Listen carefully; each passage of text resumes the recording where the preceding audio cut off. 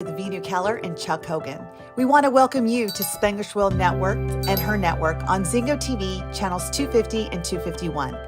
Zingo TV is a free app that can be downloaded on iOS and Android devices. While you download, make sure to rate and leave a comment. Zingo TV is also available on Google Chromecast, Amazon Fire and Fire Sticks, Roku and Roku Sticks, and all TVs 2016 and forward. Live Now is a show all about finding the synergy and body-minded spirit. Please join us as we tackle intense topics of conversation that will spur your mind, steer your soul, and give you some direction. With that said, we are excited to dive into tonight's topic with you. We're back. I hope that everyone is having a beautiful and safe evening, and thank you for joining us tonight. We're really excited. And I know we say that every single week, but it's true. And so the deal is that we decided to pick a topic tonight that a lot of people struggle with. I know I've had my challenges, and we'll get into all the synchronicities around it. So what if we just have a very simple conversation tonight? Would everyone be in agreement with that? Or you can do what I used to do in the past, and I can make it really, really complex. And then so we all leave a little more confused and befuddled by the conversation that's going on. So tonight's topic is simplicity versus complexity. And I know when Veenu and I were chatting about this, we're like going, holy smokes, this is so important. And I don't know why we haven't really gone into this deep, but we've kind of circled around it a lot with a lot of our other discussions over the last several months. So Veenu, how are you feeling tonight? So I'm feeling great, Chuck. Thank you. And here's what I say, like one of our good friends, Joseph McClendon III, says, it's not rocket science. And I feel like a lot of people out there, we stay away from what we want to learn or the things that we think we can up level in our life because we think it's going to be so hard. You know, the people that have all the money, the people that have all the things in their life that it looks like it's so fun and exciting and they're so lucky, but it's so hard to get. Right. And here's the truth. It's not hard. And one of our friend Dean says that life is simple doesn't mean that it's easy, but it also doesn't mean that it's hard either. You know, we in our mind create these stories that make them hard. Yes. And we make things so complex. And to be honest, if we really start to dissect, or some people call it chunking down, we could really start to figure out what are the steps that we need to take to make it easy. So it doesn't need to be complex.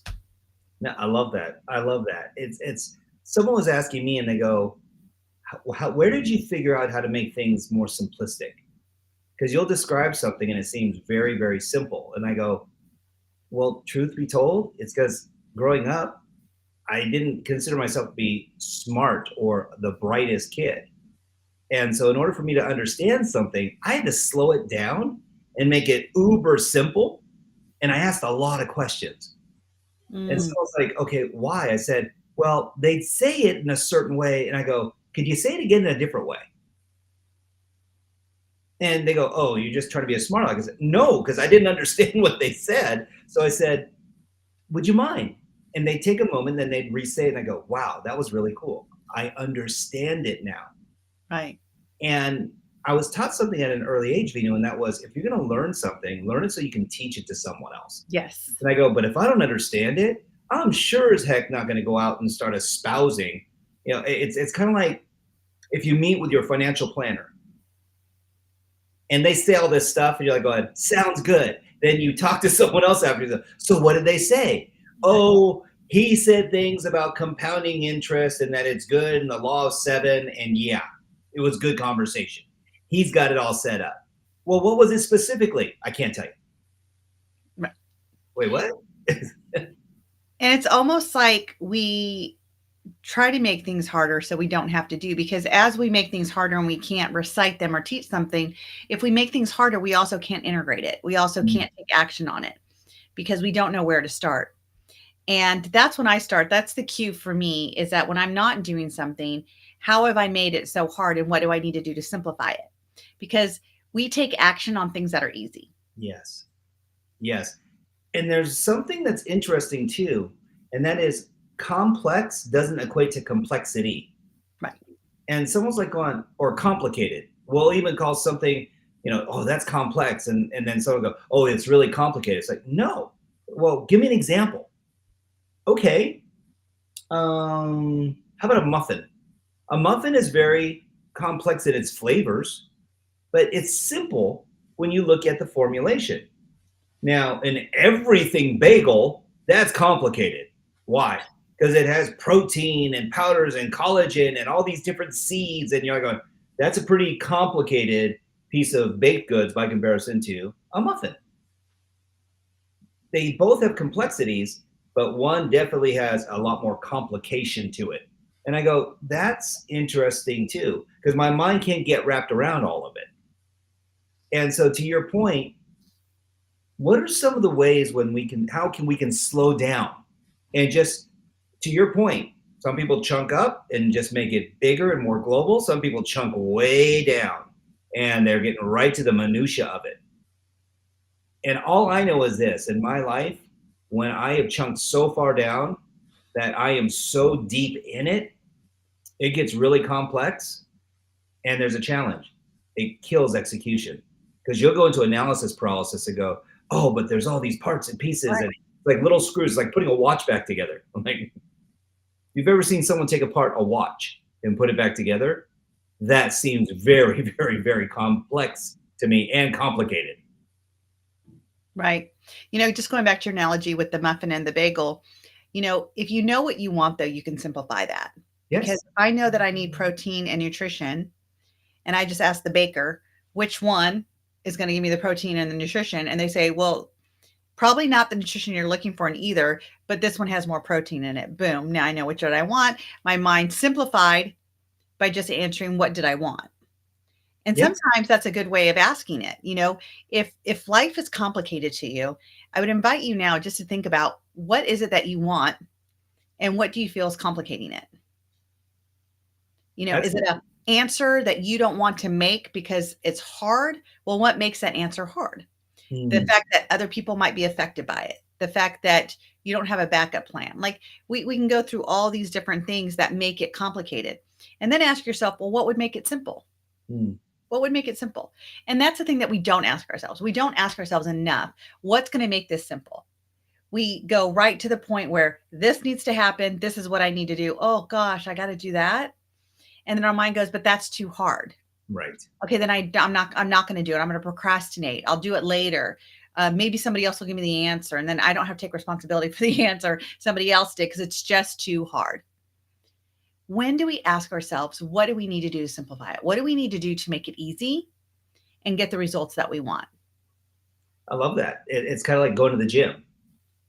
You can get real complicated. Go, oh, I'm going to work these body parts today. I'm going to go for this much time. I'm going to listen to this music. Or you can just go, I'm going to the gym. Well, what are you going to do at the gym? Move my body, engage. Listen to music, drink some water. But it's not like, I'm going to do this many reps in this sequence.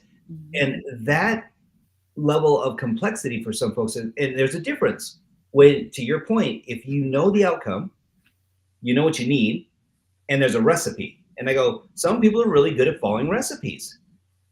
Other people, you go, oh, so what's your recipe there? Oh, it's a pinch of this and a handful of that. And then you just shake it up. And then it's ish, it's like 350-ish in the oven for about maybe 20, 25, 30 minutes. Depends on your oven. I go, which one is it? Like, I need some instruction. And to your point, there's this area of around the 6 human needs where we go, when there's certainty around something, that creates simplicity. Let's think about that for a second. When you're certain, when there's that security and you're like, hey, in the past, I've done this, boom. When I know that when I simplify this, I'm going to take mammoth action and it's going to benefit me. But you mentioned something, Veenu, and this is really uber important. There are people who will intentionally make things more complex. Yes. Now, why would someone do that? I think there's different reasons. I think people make things complex because it's easier to avoid if it's complex. Mm-hmm. I think people make things harder because they get more significance when they can solve it. Yep. I think people make things harder because of the whole grandioso feeling. feeling that it's worth it. It's worth it if I do it. There's a level of like almost value proposition, right? It's like, ooh, it's more important. It has more veracity. Oh, you don't know what's involved with this. Right. And it's like going, okay, you pick it up, you turn it on, you use it. Like, what? Well, that's a rake. You pick it up, you pull. And if you're around a pile of leaves, it actually like gathers them up. And so part of this too, and I know we may sound like we're oversimplifying things. And the truth is, at times, we can spend so much time up here that the complexity actually negates us from even engaging in anything. Mm-hmm. And people will talk themselves out of an opportunity just out of the fear, that false expectation that they built up in their own mind over the complexity of it. It's like, oh, I can't start a business. Do you know what's involved in that? I don't have the time to do all that research. And it's like, wow. Yet if you talk to the people who've been the most successful in business, it wasn't the jump off point. It wasn't the starting point. They're like, I just did it. Right. I had a desire. I had a drive. To your point, and thank you, my sister, I had a need. I wanted this so bad. Not even know how I was going to do it. But I kind of stumbled my way through the dark and I started talking to people. And when I made it about something bigger than me, all of a sudden it was like, wow, it took on a life of its own. You know, if we also just think about when we were a little kid, learning 2 + 2 was hard at one point. Sure. And now it's not so hard. You know, sometimes we get afraid of what's hard. Like I watch my kids that, you know, are in 6th and 5th grade and some things are so hard for them. And they get disappointed because they feel like they should know it. And I said, well, if you know it, you wouldn't be in this grade. Mm-hmm. You're in this grade to learn it.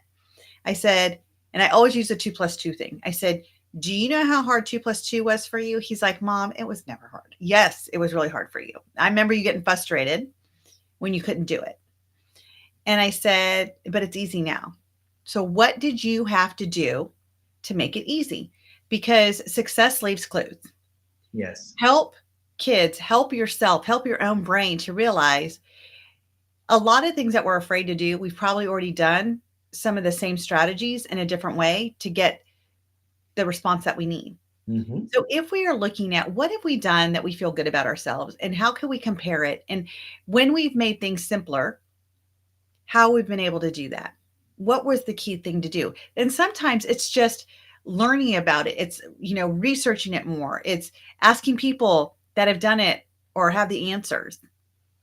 And then we realize it's not as hard as it really, as we're making it be. Right. Sometimes too, it's like that age-old saying, right? It's not what was said, it's how it was said. Yes. And you're like going, wait, they just changed a couple things in the way that they delivered this. And I'll remind you too, as a person who is growing consistently every single day, the same exact thing that was said 2 months ago can be said today. And you're like going, wait, what? It was like a light, bing, the light bulb went off and you're just, wow, that hit in a different way. But of course, this is only when it comes to my kids and I'm giving advice. And then my beautiful friend gives the same advice. And they're going, she's amazing. And I said, I agree. And we discussed what they discussed. And then it's like going, wait a minute. Didn't we just talk about that 2 weeks ago at the dinner table? Like, was I the only one listening to our conversation? Because, and I've learned, I just go, release it to the universe and be grateful. It's like, yes. However they get the lesson, however you get the lesson, because here's the deal. We even have rules around how we get the lesson. We do. We do. Isn't it? Thank you. I feel so affirmed right now because I'm like going, I'm not the only freaky deaky person on this session where I'm like going, okay, I've got to get it this way and I got to get this fast and it has to be the right way. And it's like, what's the right way? I don't know. And yet we can teach this to everyone else. That's why we're talking, y'all. We're just reaching out to the universe and sharing love, light, and laughter and trying to, say, hey, you too can have this experience. You too can go ahead and feel connected and find more simplicity in your life. And on the other side, it's like going, do I still make some things complex? Uh-huh. Yep. And not because I'm trying to, but it happens. It definitely happens. So, what would you say to someone if they're saying, how do I know what I need? How do I know what I really, really need and want? So that way I can actually be present to identify the simplest way to get there. Mm. Because if you don't know what you don't know, then sometimes it's a matter of, and I don't want to say experimenting, but I'll say venturing to try something new. Mm-hmm. I'd love to hear your thoughts. I think that when we look at, and I'm going to go back to one of the things that I teach a lot is like the life wheel. Mm-hmm. And we're looking at different segments of the life wheel. Our spirituality, our finance, our career, our family, our relationships, our social, our health. And we can understand what a 10 does. Like if you you're on a scale of 1 to 10 and you're looking at the 10 on each category, what that would look like for you. I think that we need to be able to measure what's going on in our life. And that's why I like the life wheel, because the life wheel really sections different things. And I made one for kids too, because kids have a different life wheel than we do. Yes. And I could not find any. So I actually made one up versus because I coach kids so much, I was able to pull out what are some of the things that are in their life, different categories, like school versus work or career. And what I noticed is that when I've asked kids many times, like, what is it that you need or want? The best answer I can get is, I do not know. Right. But as soon as we do that life wheel, and I say, like, we have a scale of 1 to 10. And so I want you to think of every of these categories as a 10. Tell me what that would look like to you. Because we all have different definitions, because a 10 in your life is different than a 10 in my life. And so once they do that, and I ask them, I'm like, okay, so just to measure, a measuring stick, and that's a 10. Where are you at from 1? Mm-hmm. From 1 to 10, where are you at? And they say, well, I'm a 5. And I'm like, well, okay, so tell me, what does a 5 look like to you? And they tell me that. And I'm like, okay, so what would have to take you to a 6 or even a 7? And they're like, well, I would need X, Y, Z. Yep. I'm like, great. So now we know what you need. And that is a simple way that I help people figure out their needs. That's beautiful. It's very chronological. It's very emotions based. And as you and I have discussed so many times with our audience, everything is emotional centered. When we boilerplate everything back down, we can justify it in our minds. We can say we were guided by spirit. And I would still ask you, how does that make you feel when you know that you're guided? And they go, oh, I feel this way, Chuck. It's like, awesome. And so does that give you the certainty to move forward? And they go, 100%. From a scale of 1 to 10, 10. Awesome. How much variety do you have? And then they start, so now, as we say, if progress equals happiness, we say this in business all the time, but it's true in life as well. And possibilities create progress or feed progress. I go, what are the possibilities? And that's exactly what you just did so brilliantly, and in a very structured and simple, not complex. You getting this, y'all? And again, this isn't to be patronizing. This is to show you that there are different techniques that you can use in your communication styles with yourself and others to actually gain even more clarity and simplicity. And that's such a beautiful thing in today's climate, because all around us, there's this cacophony of information, noise, data, and some of it's real and some of it's just perceived.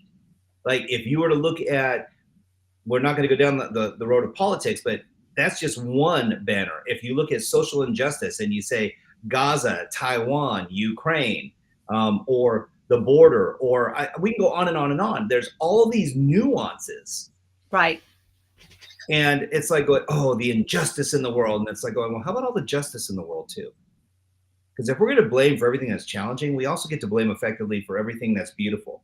One of our mentors, the big guy, Mr. Robbins, has this propensity to say that, hey, blame effectively. So if you're going to blame for everything that's been challenging, also blame for who you are now, all the beautiful aspects of your life, because you wouldn't be the person you are if it wasn't for that context, for that contrast. And so I appreciate that lesson in learning. On the other side of it too, and I go, we're all so blessed to be living the lives, and like I'm blessed to be here with you, to be able to engage this beautiful community. And that's simple. Just living in gratitude is so simple. Chuck, what we search for is what we shall find. If we're going to look for everything bad, that's what we're going to find. If we're going to look for everything good, we're going to find. If we look for everything to be hard, that is what we're going to find. Yeah, true. And so, when we look at simplicity versus complexity, it's a great question is, what am I making so complex in my life that doesn't need to be? Yes. Loving someone does not need to be complex. No. Doing something for someone does not need to be so complex. Now if you ask me to go like change the engine out of the car, that might be a little complex for me. But let me tell you how I'd simplify it. I would take it down to the shop down the road. There you go. And so, and that's something else though too. One of the strategies for simplicity can be resourcefulness. That you don't have to have all the answers. Right. The simple response is, it's like going, I know my gifts. I'm going to let someone else live in theirs. But I love what you just said. What if your focus, or what we'll call your reticular activating system, was as simple as a pair of lenses? Wherever these look is the input and the insight that you're going to get. Because if these are facing behind you the opposite way, you're not aware of what's in front of you. Correct. But your focus is looking behind you at all the stuff that you're passing by or that you've already experienced. And so that reticular activating system in this beautiful brain that distorts, deletes, and generalizes information needs to be focused. So you can think of it like blinders or a big, cone. And you're just like, think of it like if you've ever seen your dog have to go to the vet and they have the cone of shame or silence, it's like, we were just like going, you can whisper and he can hear you from across the room, because it's like, it just funnels everything. And so what do? To pay attention, they go, huh? That's it. And it was wherever they focus their head. But stuff can be going on over here. You be snapping your fingers right on the other side of the cone, and they're like going, wait, what? I hear it, but I can't see it. That's the same way for us. Right. And I'm going to remind people of something too. And that is, you have these filters, as Veenu mentioned, and for some of us, it's visual, some for auditory, some are kinesthetic. And there are sometimes even, I'll say, olfactory and gustatory. You'll be triggered by something. So you may not have had like one of your favorite meals in the longest time. And you don't know why, but all of a sudden it's like, oh my gosh, that smells like homemade curry. Or, oh, that smells like Japanese fried rice. Ooh, doggy. It's like, I haven't had that in a long time because I'm watching carbohydrates, but I could have a cheat night. Oh man. And it just triggers something in you. And it's not just that you're hungry. It's like memories, feel good feelings, all these different things that come along with it. No different than music. Like someone put a song on, all of a sudden you're like, hey, okay, like this is working for me. I don't know what this is, but I kind of like it. And then you go, I heard this song once someplace. You go, oh, I was on a beach in the DR or in Hawaii, and you're like, and all of a sudden it's like tropical, it's sunny outside, it smells like coconut oil, and you're just like, okay, this is awesome. So why do I go there? Those are simple responses to some complex triggers. But were they really complex? Someone just playing a song. So that someone just happened to have curry. Someone just happened to give you a taste of something, or you heard something, or you saw something, and it immediately had a reaction in you. Those are beautiful things as well. When you know who you are too, and you can intentionally set those triggers off for yourself as well. Right. So there's this beautiful technique that Veenu and I learned a long time ago called stacking, and you can actually do this for yourself, where in the simplicity of things, you can actually stack emotions and feelings that will give you a higher level of connection. And they go, that sounds complex. And I go, no, it's really simple. This is the 1 + 1 = 2, or the 2 + 2 = 4 scenario. In the beginning, it seems so complex. And when you learn the simplicity of it, all of a sudden you're like, this is easy.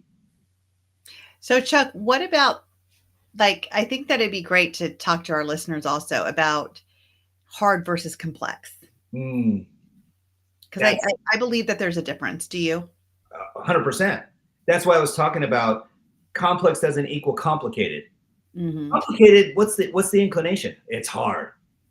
Oh my gosh, this is going to take forever. And it's going to be expensive and take time. And I don't have that kind of time.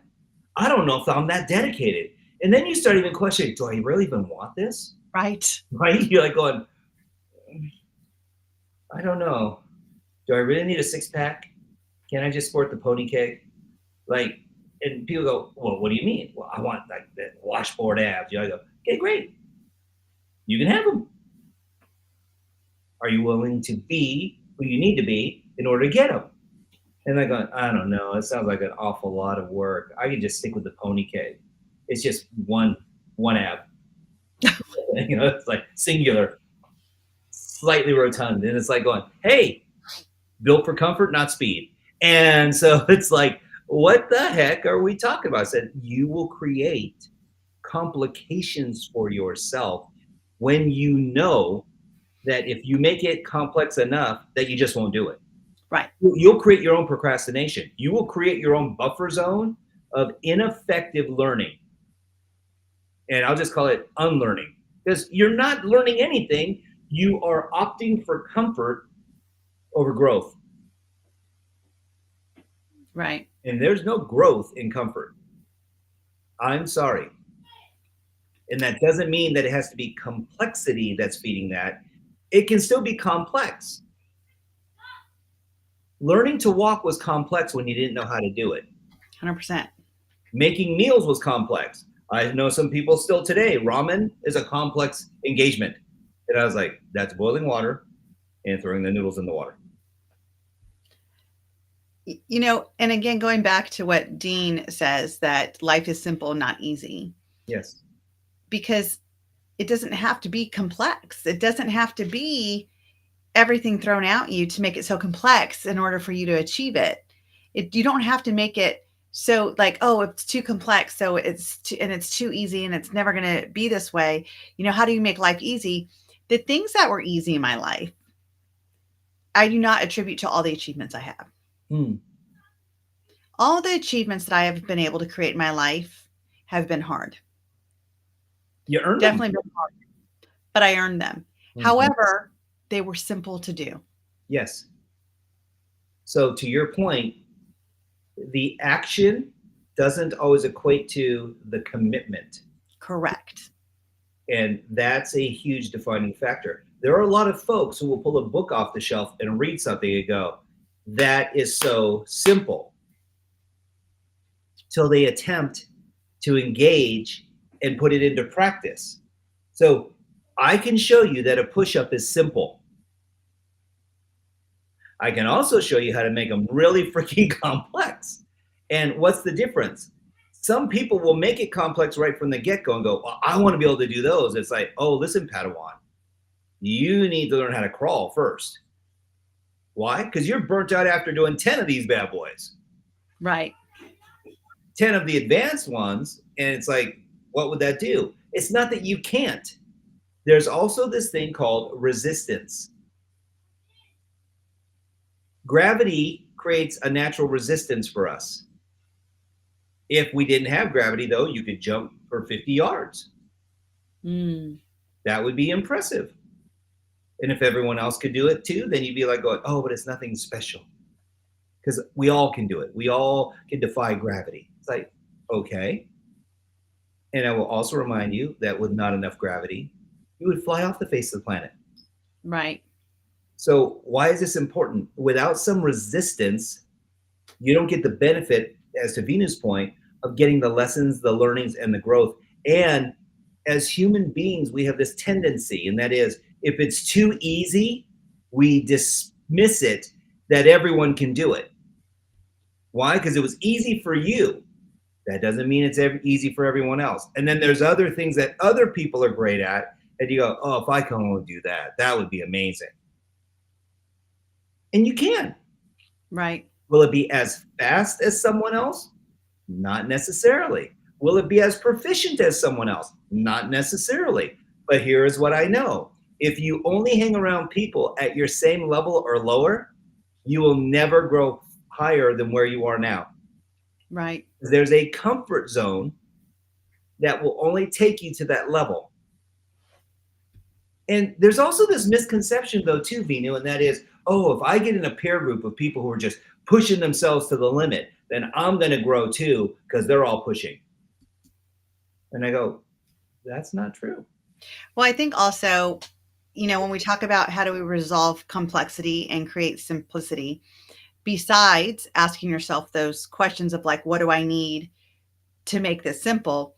I think another thing is like, look for role models, look for people that have already done it in your life. Mm-hmm. There's lots of people that have done it. And I'm not just talking about Dr. Google. I mean, No. I love Google, but I like things to be validated.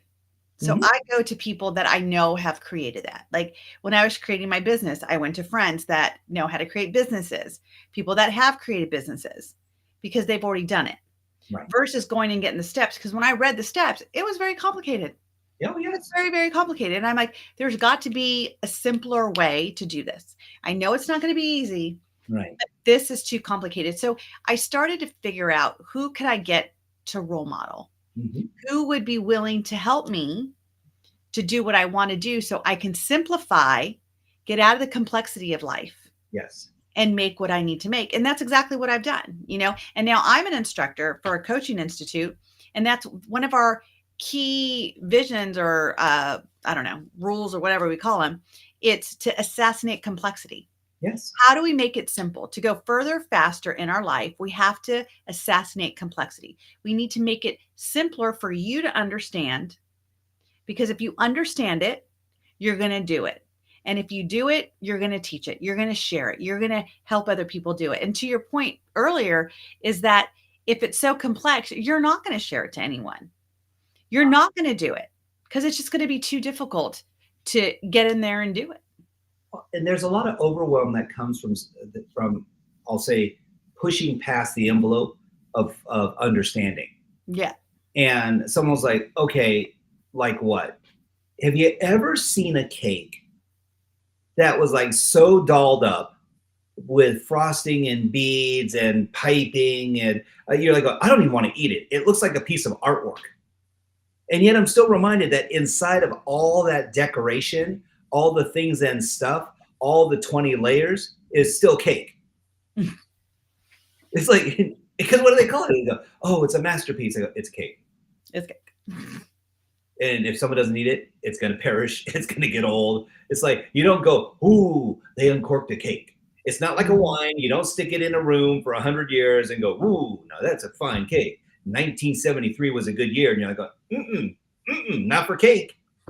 Maybe for a wine, but not for cake. So to your point, part of this is slowing down so you can simplify. Because what happens with speed, it's kind of like a snowball.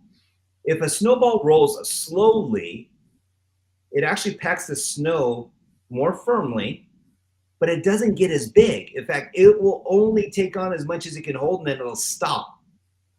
But if you have a steep slope, that little snowball turns into this behemoth avalanche by the time it gets to the bottom. And you're like Barry going, I can't move.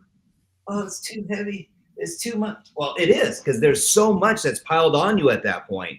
So there's this tendency, and we go, ooh, I'm growing like crazy. I'm moving. And I'm like, that's great.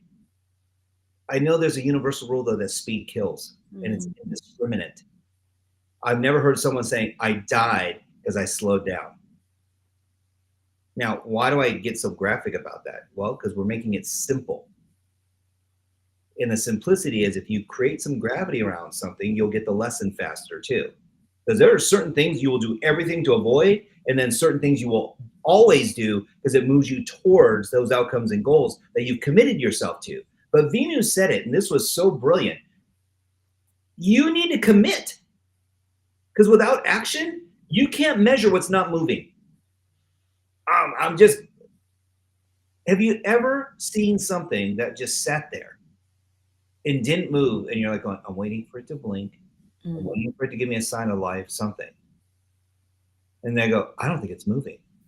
What do they call that when something's not moving? Stagnant? Dead. Like, I'm like going, it's Yeah, I guess it'd be dead too. yeah, I mean, hey, with the weather we've been having lately, if I see something out there that's not moving, I'm like going, I'm sorry. Yeah. Because the fact is, there needs to be some meaning behind the madness of what we're trying to discuss. And that is, it can't just be that everything's moving at such a rapid pace of speed that you can't slow down. If you don't slow down, you're going to crash. Right. If it's a curve, even on a straightaway. But if you slow down, and I'm not saying stop, slow down and be aware. Because all I've ever found, Veenu, is that when I slow down, it helps me reconnect. And I don't know about you, but I know we both had times in our lives where we've gotten a lot of momentum and everything just seemed like it was flying at you, with you, to you, for you. It was like, oh, couldn't get any better. Oh, and then you have another experience. I go, oh my gosh, but that made it even so much better. It's like, I thought I was already at the pinnacle. And to your point, even on the life wheel, this is where I go, the life wheel is an evolution. Yeah, it's constantly turning. It is. It's constantly turning and turning over and evolving. And I go, isn't that beautiful? There are some people who live in a perpetual cycle of living at what I'll call level 7, level 8. They're in constant growth. They haven't reached the pinnacle yet, and they're not worried about it. They're not overly chastising themselves. We're not like, ooh, I'm the leader in the industry. I own this space. It's my world. Ah, ha, ha, ha. No, they're like going, okay, I don't need to be number one. Right. I get to be me. I get to make an impact. I get to have a great reputation. You said something earlier too, and this was really important, because I've had this experience with a couple people now. They get to a point where they go, oh, I have all the financial freedom. Because they go, I just had $10 million. I'm going to tell everyone to kiss off. I'm going to be on a beach in Aruba and find me. Come play if you want, but find me. And then all of a sudden, they have all this money. You know, going, why aren't you in Aruba? Dude, do you know how much time it takes to like get all this organized and to manage $10 million? I go, it's a full-time gig. Go, well, you never said anything. I said, you didn't have $10 million. Now you do. How's that working out for you? Because you had this grandiose vision as to what your life was going to look like. They go, so how do people do it with billions? I said, they have processes. They have procedures. They simplify it. They make it simple. They have people. Yep. And those people are there to simplify, because now they've learned how to delegate. And this is where in your own life, to your point, Veenu, this is how some of us can do this too. We can actually start to delegate certain things that don't serve you and that aren't fulfilling you. You know, one of the things that I've talked about is that when, especially in this new year, we're still in January, we started a new year. A lot of people look at like, what do I want in my life? Like, what do I want to create this year? What's this year going to look like? Sometimes we need to simplify our life. We need to take out what's not working for us. We need to take, a look at what in our life have we got so comfortable with that is not serving us. What do we need to let go of to create the space for more to come and really just simplify life? I was telling my husband as we were like putting floors, I think last year, the year before, we were putting new floors in our house, and we were in his office, which is also our guest bedroom. And there was so much stuff in here. And I'm like, we need to simplify it.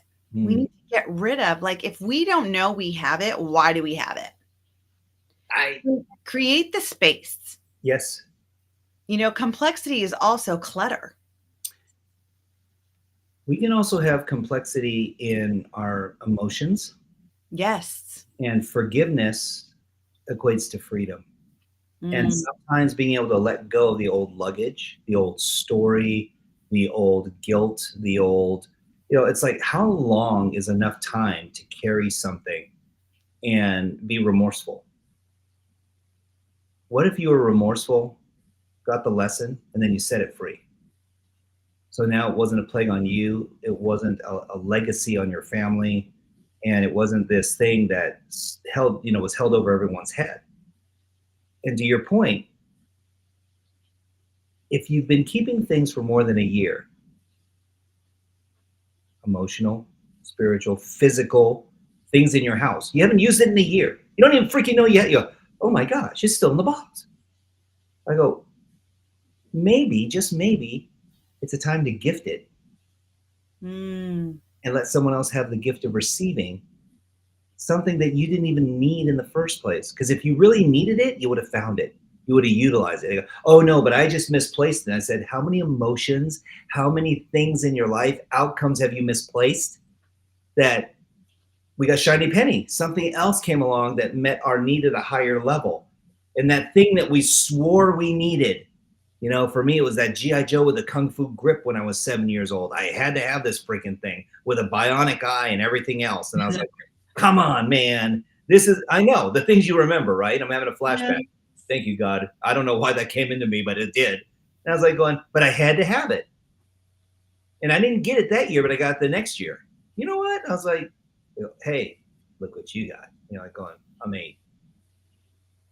That's so 7-year-old dad. That's like not G.I. Joe, Kung Fu grip. No, I really liked it still, but I was like, why? Because now I was into my bike. So part of this is where your focus goes. Again, that reticular activating system, where's your satellite aimed? And how does it make you feel? Because I'm going to remind everyone of this too. We'll go to the gym, we'll make progress, we'll get to that target weight. You're in those jeans or that dress or that bikini or that outfit, and the guy's going, yeah, I look good in this muscle shirt. And you go, yeah, I look great in this summer dress. It's like, okay, awesome. And then all of a sudden you take your foot off the gas pedal. Mm-hmm. And then I go, oh yeah, that dress, that was from 6 months ago. Woo, it's the holiday season now. I put on a couple LBs, and it's like going, oh, were your outcomes different? Well, it's not. Hear the language, but it's not summer right now. I don't need to be that strict. We're celebrating. It's the holiday season. I go, oh, so health and vitality goes out the window then? But it comes back on when clothing gets more scantily? Wait, what? Interesting. That's a unique strategy for adjusting one's health and vitality. And so why do we go there? We get to feed ourselves and fuel ourselves. And we have this saying in our neck of the woods, and that is, ordinary things done consistently produce extraordinary results. Well, what if your commitment is to increasing the level of simplicity in your life? Would that actually help feed you in all aspects of your life, where now in faith, family, fitness, finance, fun, and fantasy, you're like living at a higher elevation because now your standards are higher, but you're able to share more of it. And they go, right. Oh, that seems complex. You're growing like crazy. You're like, going, man, it's been really simple. Right, right. And another tool or strategy, if you would, to create the simplicity from complexity is organization. Like, organize your life. Organize, like that's one of the things that I am teaching my 11-year-old twins now, because I want life to be simple for them. Mm-hmm. And things get complex in our brain and in our life when we have so much to do and there's no organization to it. Get a plan together. What is that going to look like? How are you guys going to work together? And like you said earlier, Chuck, is like delegate. Yeah. Delegate responsibility, because you know what? Even our kids, as much as our kids like, oh, I don't want to do it. When they do it and you compliment them, they feel like they're part of the family. It gives them so much worth.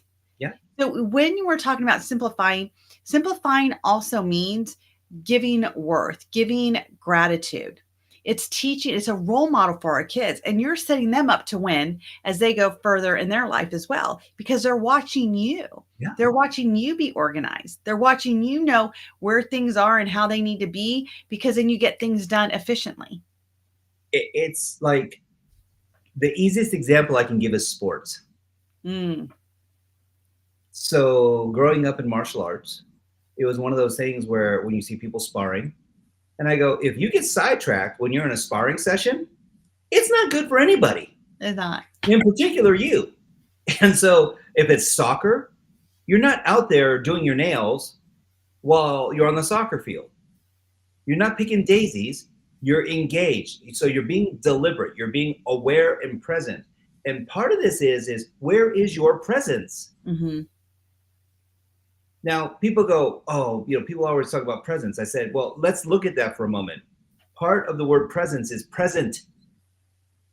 That's the preface in this. And I go, so the present is your gift to yourself and others. Yep. The essence of presence is that I don't have to. The essence of it is I will be my best so I can do my best. And when we're coupling these together, all of a sudden it's like, oh, wait, I'm aware, I'm here, I'm present, and I'm living in my essence. So beautiful. And it makes such a big difference because now it's like, that's what presence is. If you're going to be, I'll just say, absent, then that's a very different ideology. Because really what you're doing is you're being dismissive. Are you worth it? Is your time worth it? For the set time, this is why I love time blocking so much, because I know practices from this to this, my unbridled focus. I'm not wearing my street shoes. I'm not wearing my, my Sunday best. I'm wearing cleats and shorts, the uniform, whatever the curriculum is to play that sport. Right. I'm not out there with a badminton. I'm out there with a soccer ball.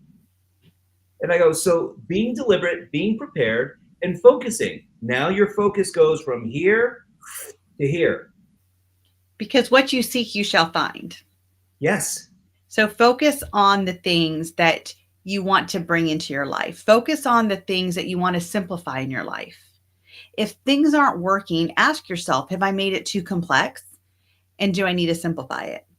Well, so, and add on to that real quick, the answer is yes. And it's always what you focus on is what you will get, always.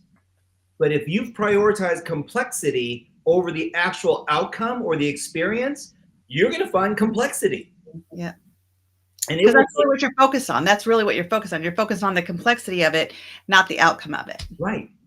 And so people are like, wait, no, I'm not. And I go, So it's not in one thing. We're focusing on the complexity in everything. Right. Why? Because, you don't know how busy my life is. You don't know what I go. You're right. Because I've learned how to simplify. But if you use some of these tools that you and I have been talking about tonight, you can make your life more simple. Yes. You can create more time to spend with your loved ones or your hobbies or your purpose, and less time sitting there thinking like life is so complex. I don't want to do it. I don't want to touch it. Yeah. Fill your cup back up. Fill your cup back up. Because complexity, all it does is it drains out. It's like having a crack in the bottom of it. All it does is it stops you from feeling and seeing and hearing and knowing what you really deserve. Right. We could go on and on about this one because it opens up Pandora's box in all these different areas. But no, Veenu, to your point. So I'm going to remind you all, go back to what Veenu had mentioned earlier. Ask yourself, what do I really need? What do I really want? And get clear on it. And write it down. Write it down so it's real for you. So you don't go, oh, what was that? What did I say I really need? No, write it down. Put a date on it and memorialize it. Make it real. Make it real. It's always a treat to spend time with you. I love our conversations and our dialogue. So thank you, my friend. Absolutely. Thank you. Thank you for our listeners, and we'll see you next week.